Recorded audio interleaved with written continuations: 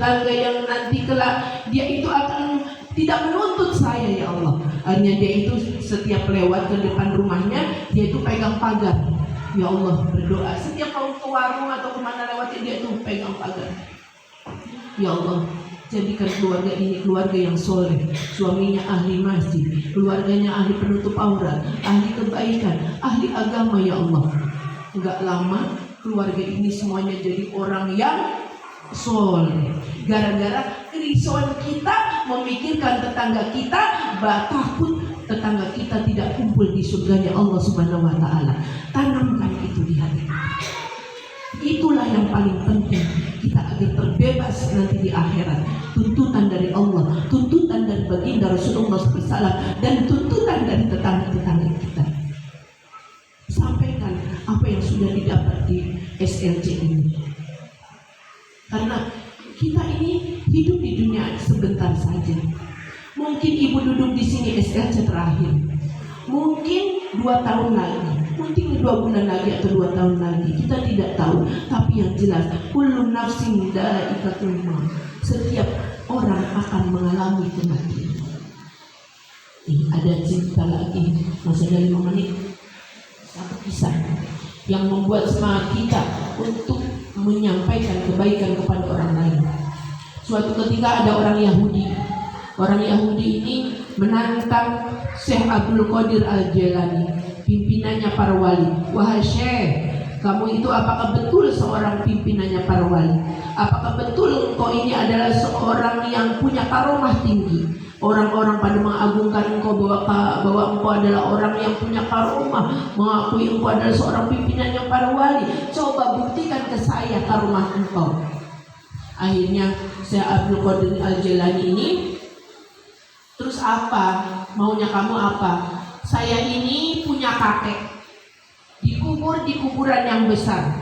Coba kalau kamu bisa menentukan mana kakek saya yang dikubur itu, berarti engkau betul-betul seorang waliullah. Akhirnya Syekh Abdul Qadir Jailani datang ke kuburan, diikuti oleh 3 muridnya. Wahai ahli, assalamualaikum ya ahli kubur. Bangun, bangun, bangun. Saya ingin bertanya kepada kalian.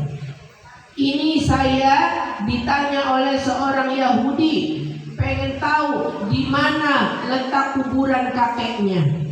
Maka hayo bangun semua. Bangun 500 jenazah itu yang sudah dikubur, bangun, bangkit, berdiri.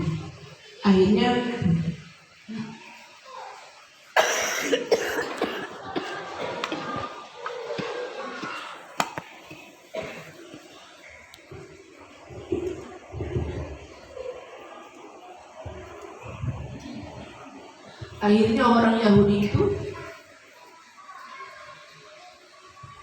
akhirnya Syekh Abdul Qadir Jailani itu bertanya, nah sekarang orang-orang telah ini, wahai, kata Syekh Abdul Qadir, wahai ahli kubur, kalian sudah bangun, sudah bangkit, sudah hidup lagi. Coba siapa yang punya cucu orang Yahudi ini? Ngacung.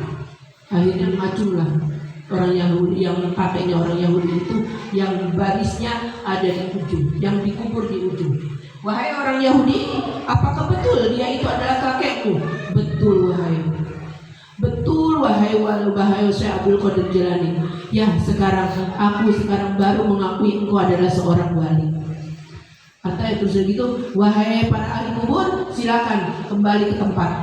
Tidur lagi, masuk ke kuburan. Meninggal, masuk ke kuburan masing-masing. Udah gitu muridnya bertanya, wahai Syekh, saya kagum sekali kepada engkau. Engkau memang seorang pimpinannya para wali. Engkau bisa membangunkan ini ahli kubur bisa hidup kembali dan bisa mencari mana kakeknya orang Yahudi ini. Aku kagum kepada engkau, betul engkau adalah pimpinannya para wali.